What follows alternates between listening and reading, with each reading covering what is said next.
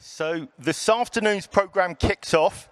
The next talk is by the person who leads the International Wool Textile Organisation.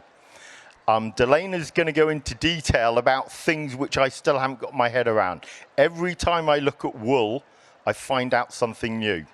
She will be followed by Katie Stevens. Katie leads the CSR at the European Outdoor Group.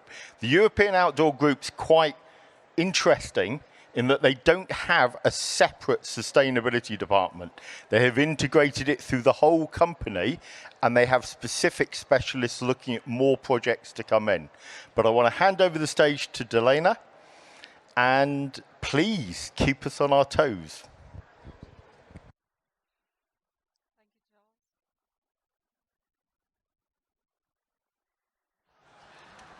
Thank you, Charles. I will do my best. It's the graveyard shift. You've just had lunch, hopefully not beer. So we will try and keep everybody awake. My name is Danela White, as Charles said, representing IWTO, and a big thank you to the organisers for the invitation to be here today. Many faces I know, some I don't know. I'll be around until tomorrow, so please come shake a paw, say hello, and let's engage on this very important topic.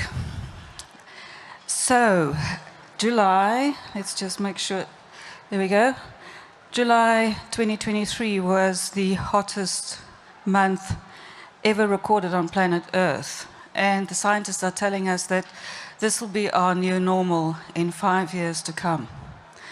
I will quote the UN Secretary General Antonio Guterres, who said recently, "The era of global warming has ended. The era of global boiling has arrived.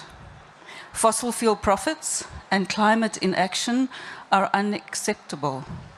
Leaders must lead.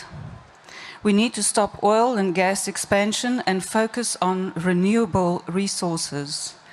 No more greenwashing. We have to turn a year of burning heat into a year of burning ambition." Wonderful words.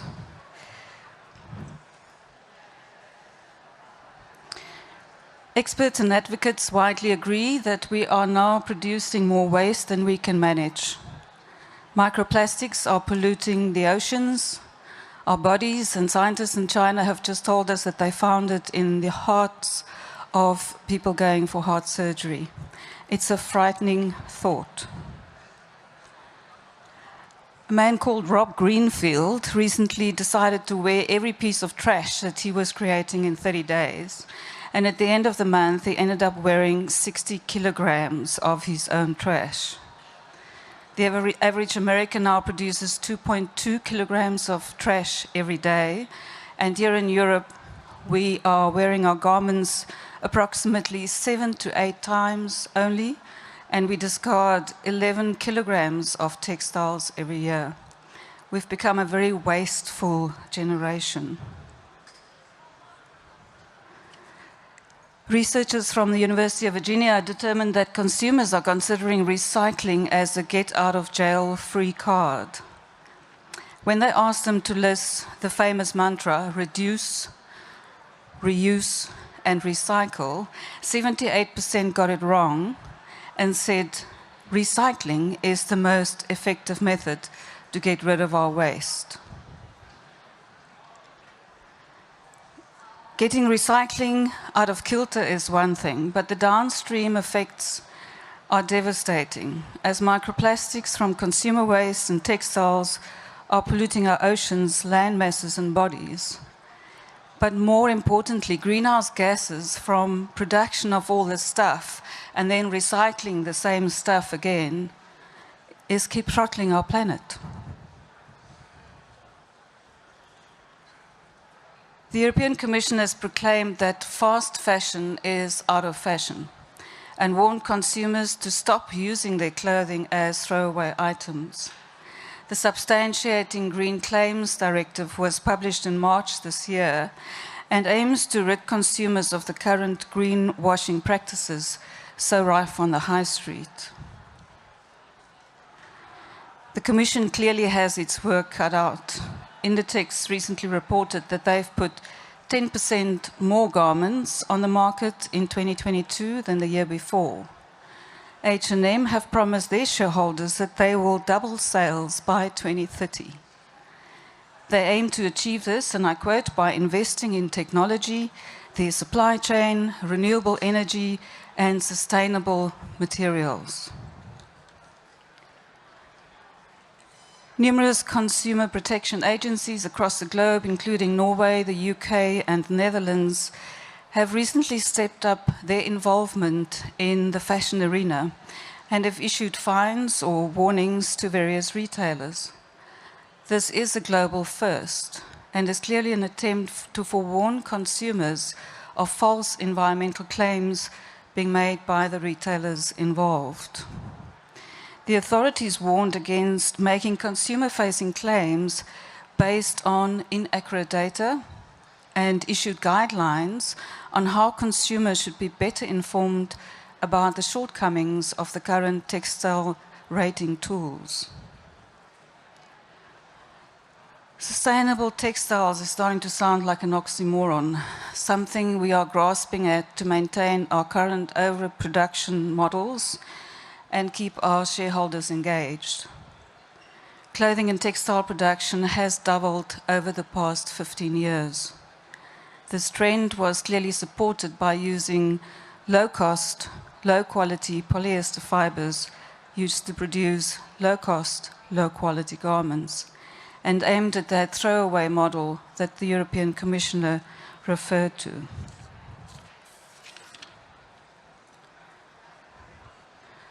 The Commission states that the consumption of textiles here in the EU now accounts for an average of fourth highest negative impact on the environment and on climate change. That's that little red spike we saw on the first slide. And the third highest for water and land use. This is why making sustainable textiles is so incredibly important, not just in name or label, but seriously, if we're concerning the well-being of our planet, to make it a science-based initiative. Our current footprinting measuring tools are clearly not working. As we've just seen, our current system has created double as much textile waste during the past 15 years, and is clearly supporting this overproduction and overconsumption model. The European Commission developed the product environmental footprinting methodology to fix this problem, and Albitur has been involved in the process. In the case of white goods and tires, previous PEF methodologies have worked really well because we compared washing machine to washing machine, tire to tire, made out of the same material. In the case of textiles, we've hit a snag. For the first time, we're now applying PEF methodology to measure and compare the impacts of materials coming from mining activities to that of farming activities. This has never been done in the PEF before. We know life cycle assessments, or the LCAs, do not reflect the positive aspects of renewable, natural, and biodegradable fibers. And this fundamental boundary issue is now also skewing our capability to address climate change. As we do not account for the carbon we release when we use oil to make polyester, we simply ignore the urgent callings of Mr. Guterres and others to reduce our oil consumption. The current PEF aims to measure the impact of our clothing and textile consumption through 16 impact category rules, including the full life cycle. Yet, none of these categories directly measure the impact of polyester. As it stands, we do not measure microplastic pollution. We do not measure the plastic content of our textiles. And we also continue to use the limited LCA model that got us here in the first place, and ignore the positive impact that natural fibers have on the environment. So let's take our PEF process as it stands at the moment for a little road test. If we should apply this to a polyester shirt and a linen shirt, testing compostability, the linen shirt will gain 0.05 points for being able to decompose in landfill. The current methodology does not measure true sustainability. It does not measure circularity, and it certainly does not measure renewability. This means the current methodology will penalize all textile products produced from farm fibers, including biopolyester. So the current PEF model, together with all other LCA models, measure all impacts from farming, including greenhouse gases, water, land, and fertilizers. Not so for polyester.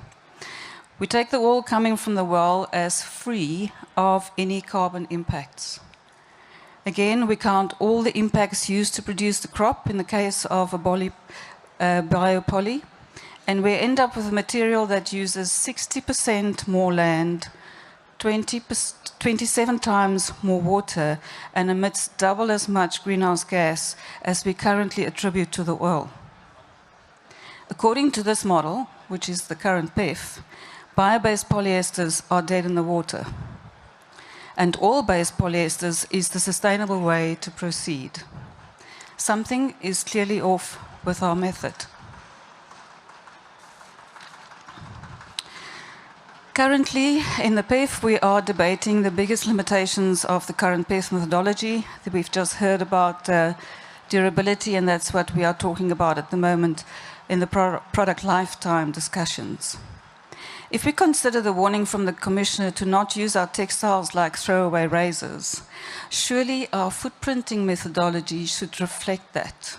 At the moment, it simply does not. The current thinking suggests that we should use tensile strength to support the method to determine durability of garments. Again, all natural fibers will score lower than man-made fibers if that's the case. And research has shown that a third of consumers chuck away their garments because they simply don't like them anymore and they want something new.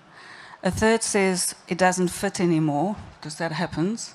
And only a third really looks at it and says it doesn't look good enough to wear it anymore. So we're going to base future textile measurements on that 1/3 and ignore 2/3 of what consumers are really doing. Textiles are durable for many reasons. We had a really good talk about that just before lunch. And it's vital that we get the scoring method right if we are committed to true sustainability. A green claim based only on durability or tensile strength will simply steer consumer patterns towards the current take, make and dispose model, which I've shown you. The proposed digital passport offers the opportunity to establish the real lifetime of garments, as it will measure when it was created and it will inform us when that clothing or textile item was discarded. We need to face the elephant in the boardroom. We do need to reduce production, and I suspect it will probably take legislation to get that right. We do need to reuse what we have in circulation already, and we must absolutely be able to recycle textiles and footwear. We do need to ensure that the agreed environmental footprint measuring tools accurately reflects this fundamental truth, and in that order: reduce, reuse, and recycle. A wise man once said, the definition of insanity is doing the same thing over and over again and expecting a different result. Ladies and gentlemen, we've been doing that for 30 years. We're not going to get a different result. 3 years ago, October, we launched the Make the Label Count campaign in Brussels. Concerned natural fiber organizations got together, including Alpaca, Moe, Silk, and many others, and we stand ready to support the Commission in this important task. Up to now, retail has been writing the rule book for retail, and it's the first time we're actually going to see legislation telling us what we should be doing. Let's get it right. I think we're running out of time, as the scientists are telling us. The footprinting methods going forward that's going to support our legislation absolutely has to be based on science. I thank you for your attention, and I'm available for any questions you might have. Can we show our appreciation to Danela to begin with?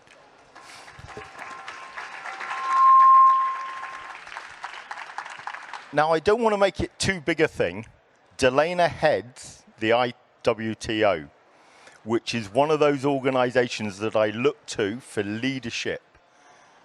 And although it's to do with wool, it's actually their strategies, their long-term thinking. And I have now been following you for over a decade. They know which cards to play when. They know how to lobby. They know how to get things right. So when I hear a very candid presentation like that, I am very grateful you're being so open to the rest of the textile industry. We're all focused on trying to outsell each other, outperform each other. We need to pay attention to the moral bottom line, I would say. And that's what you're starting to integrate. So I'm filling in the hope that someone's going to stick up their hand with questions. And we have one from Mark Taylor. Mark, I'm not a technical expert. Take it easy on me. That was really interesting, and I think the key point about making sure that all these things are measured the same is really important, because it's just not fair if it's not done that way. But you had quite a few slides that talked about microplastics, and I sometimes get frustrated with this, because I sat on the SEN committee that wrote the standard for measuring these things, and we had massive arguments that it's not about microplastics, it's about all fibres, they all fragment.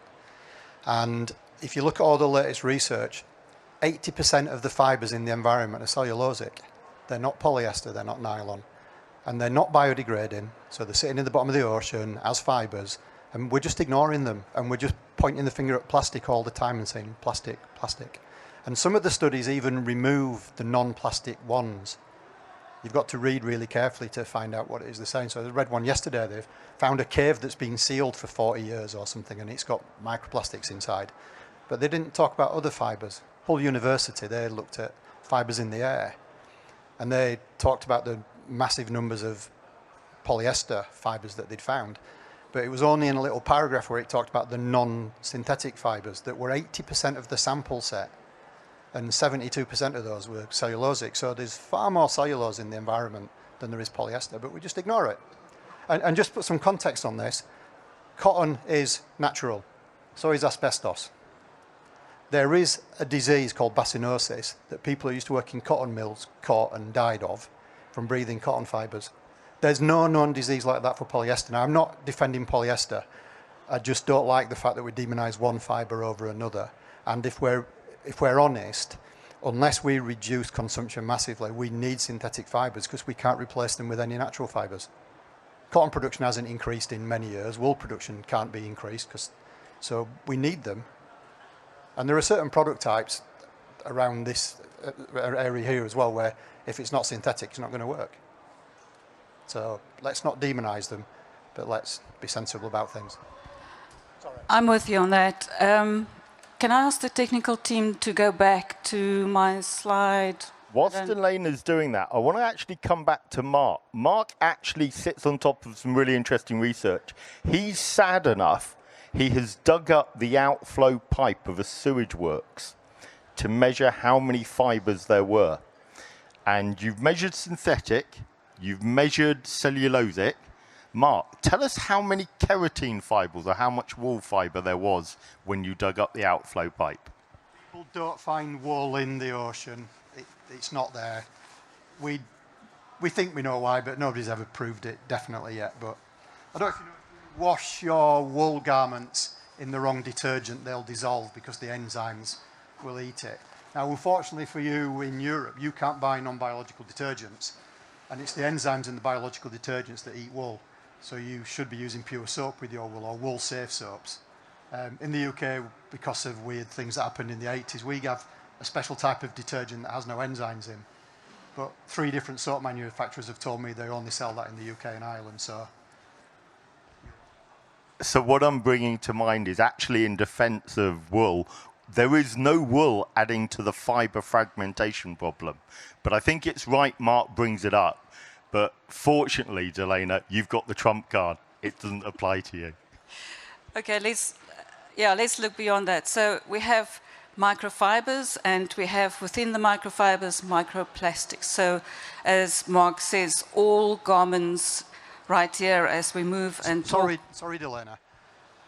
There is a standard textiles definition of microfibers, and it starts off with synthetic fibers of, and it's a size. So all microfibers are by definition plastic, and that's the problem. So we need to think about fiber fragments and things like that rather than microfibers. Because microfibers existed before people discovered a problem with laundry, and they're used in cleaning cloths and used in filters. So it's a term that's been now misappropriated by a different lobby, and we do need to think about changing that. Sorry. Good, thank you. So I also read the study about the cellulose in the oceans. I think, if I'm correct, it was taken from the 7 deepest basins around the world, and they got mostly cellulose, shall we call it microfibers. The question would be, if we should put a little, you know, when you make soup, that little stick blender thingy in the bottom of those 7 basins, and we should churn this lot up, because we must understand there's a depth in the ocean where nothing biodegrades, because it needs a certain amount of oxygen and air and light to biodegrade. So if we should churn up these deep sea basins where the scientists took these examples from, and we should bring all these cellulosic materials to a level where it can biodegrade, it would probably do so. The other thing we need to consider is, if this lot has now been churned up to a level where the fish could eat them, or we would be diving and inhaling them or taking them, what effect would that have on our bodies? Now, being cellulosic, I think not a lot. You can disagree with me. So far, the research is saying that it's the plastics that are causing hormonal imbalances, that are causing possible cancers, but it's not the remnants of the natural fibers. We're hoping I hear you with asbestos, but I'm hoping that, especially with REACH, we have moved on from using chemicals on natural fibers that could be bad for us. But the effect of microfibers or microplastics should be considered on what it does to the human body. If most of it in those deep basins are cellulosic, thank the good Lord they are. Can you imagine if they were plastic? Because what happened was, for millions of years, trees, animals, and all debris were washed down rivers, and they were rolling down with the force of the sea and, of course, gravity, and they collect in those deep basins. So that is what our researchers have come up with. If I'm wrong, I'm happy to be wrong as well. We need to follow science, and that's where we need to challenge each other all the time to say, what does the science say? The problem is that science is ignoring the non-plastic fibres at the moment, so it's not looking for the ill effects of the cellulosic. So if you think about a cotton fibre, it's hollow, so it can pick up toxins inside itself that it can carry around and carry. There it picks up from all over. They could come from the environment. They may have been added to the cotton as part of its processing. And that's one reason why cotton isn't being biodegraded, because the chemicals that are on there kill the bacteria that eat it to cause the biodegradation. I mean, I can just fill in for those of you who don't know. Those of you wearing jeans, 73% cellulosic, 27% synthetic in the growing process through pesticide, herbicide, fertilizer. Okay, that's the nub of the dodgy chemicals rather than that side of it. We know 3 of the 5 biggest dodgy chemicals in the ocean are from agriculture, of which DDT is still the most widely used suppressant in Africa. I don't think any of us would want to wear DDT, but if you're, it's in the ocean. We need to be led by the science, but the science needs to stop being quite so blinkered, and we need to look wider, and we need to find out the true answers rather than... that's the problem. And I'm seriously, I'm not trying to defend plastics. I want all fibres to be treated equally, because what we need to do, as I said earlier, we need to use less of all of them. This reduce thing is really important. We make far too many clothes, and excuse my language, but as I once said to a big fashion brand recently, if you want to half your environmental impact, sell half as much shit. That is the point. We need to reduce that wedge, because you can see it's not even keeping up with the population growth, and we really don't want to keep up with the population growth either. So we need to reduce that big wedge that we see there. And for research, yes, absolutely. There's never enough research. And I would love to see an LCA on a polyester garment, including end of life, because the polyester guys don't seem to have the money to do that either. So, yeah, the sword cuts both ways, I suppose. Any other questions? You know, when you come to performance stage, you're always going to get to real detail, and we're quite proud of that. And it's why we have people of Delena's experience to help us out. But I'm filling whilst I'm looking for other questions. Otherwise I've got to go back to Mark. So I was really interested about what you said, that it looks as though they're concentrating on tensile strength as a measure of durability. Because I absolutely agree, that's not very good. Unless they just set a minimum level and say, well, if it's this strong, it'll be all right. But if you look at the absolute value, it's just completely bonkers. So I suppose my question to you would be, what do you think they should use instead?